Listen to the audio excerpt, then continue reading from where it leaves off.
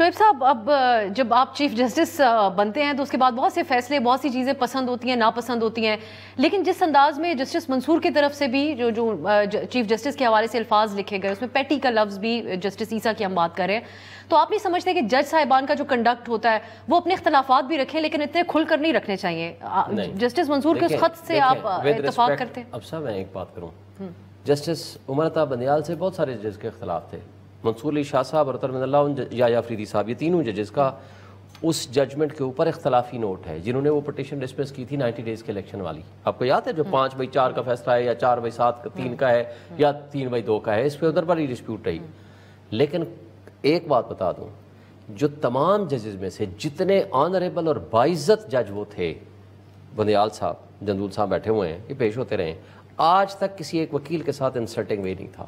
ان کا ایک مختلف موقف ہو سکتا ہے، انداز بھی تو مختلف ہوتے ہیں نا شخصیات کے. ایک نیچر آپ کی ہے، ایک جدول صاحب کی ہے، ایک رانا صاحب مختلف طبیعت کے مالک ہیں. لیکن جتنا بدترین رویہ بطور جج یا بدترین فیصلے بطور چیف جسٹس اس نے دیے ہیں قاضی فائیسہ نے، آپ تمام سینئر جورسٹ، سینئر لاٹ، انڈیپینڈنٹ وکلا وہ ان کے اوپر تنقید کر رہے ہیں. نمبر 1. نمبر 2، بطور سینئر پیونی جج اگر انہوں نے ثاقب نثار صاحب کے خلاف بھی خط لکھا تھا جو کہ پبلش نہیں ہوا تھا، جو اب انہوں نے خود بتایا ہے پبلش نہیں ہوا تھا، جو خط انہوں نے اب لکھا ہے ان کے دل کی آواز ہے.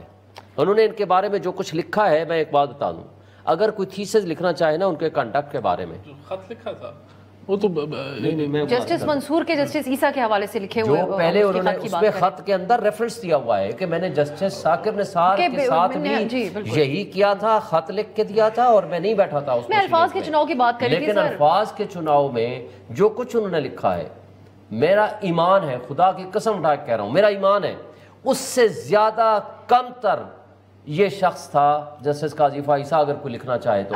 انہوں نے بڑی احتیاط کے ساتھ وہ لکھا ہے کہ انہوں نے جوڈیشری کے کو لوور کیا ہے، انہوں نے جس طرح کا کنڈکٹ کے بارے میں لکھا ہے اس سے زیادہ آپ لکھ سکتے ہیں. یہ میرا ایک ایمان کی حد تک میں ایک بات کہہ رہا ہوں. آپ اگر کل اس پہ کوئی تھیسس لکھنا چاہے، conduct of a chief justice Qazi فائیسہ for the last 1 year اور 2 years، آپ کو اس سے زیادہ لکھی ہوئی چیزیں ملیں گی. رانا صاحب، یہ تو تنقید ان کے اوپر یہ بھی رہی کہ وہ جاتے جاتے ایک عدالتی فیصلے کے حوالے سے اسلامک یونیورسٹی میں اس کا جو آڈیو ٹیپ آئی ہے، آپ کو پتہ ہے اس نے کس طرح کے الفاظ استعمال کیے پاکستانیوں کے بارے میں؟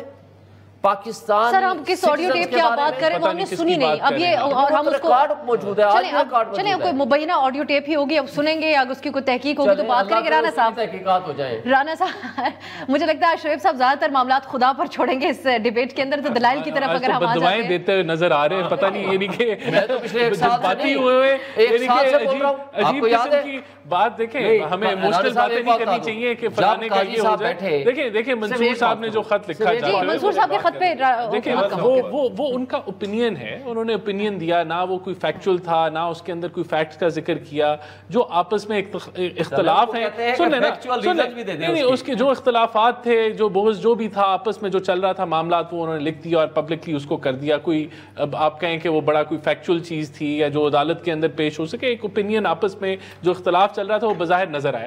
اختلافات نہیں ہونے چاہیے سپریم کورٹ کے اندر، ان کو پبلک نہیں ہونا چاہیے. ان چیزوں کو اپنے جو فورمز موجود ہیں سپریم کورٹ کے اندر، آپ تو دیکھیں ان کو ثاقب نثار ان کے ہیرو تھے، پی ٹی آئی کا ایک ہیرو تھا، وہ ثاقب نثار صاحب تھے.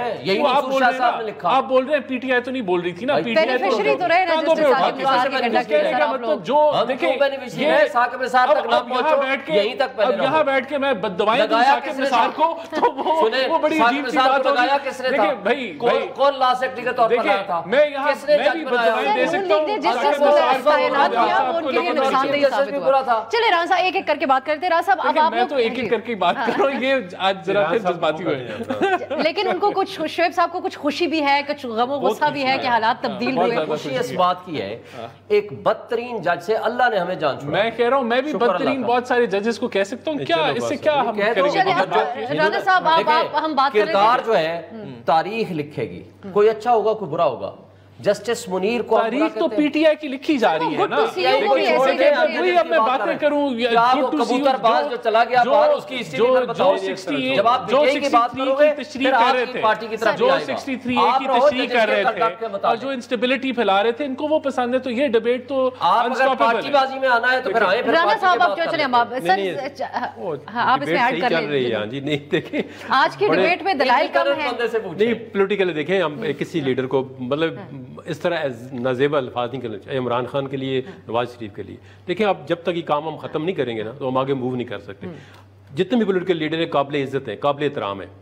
ان کو کہنا آپ چور ہیں, یہ اس کو کہنا چور ہے. تو یہ جو کانٹیکٹ ہے خاص کر ہمارے لیے سر, لیکن جج صاحبان کے حوالے سے پولیٹیکل لیڈرز جو باتیں کر رہے ہیں کہ یہ سیاسی ججز ہیں, یہ اسمبلی کے اندر میں آپ کو ایک بالکل اور جج صاحب خود دوسرے جج صاحب کو پیٹی کہہ رہے ہیں. پیٹی کا لفظ جس پولیٹیکل پارٹی کی بھی فیصلہ اگینسٹ آئے گا نا, وہ پولیٹیکل پارٹی نہیں چھوڑتی ججوں کو, ٹھیک ہے, چاہے وہ پی ٹی آئی ہو چاہے وہ دوسری کوئی بھی پارٹی, کوئی ایکسیپشن نہیں ہے اس میں. اس کی وجہ میں بتا دیتا ہوں, جب دیکھیں قاسم سوری کا فیصلہ ریسٹور کیا ہے نا, اس میں کون سے جج تھے؟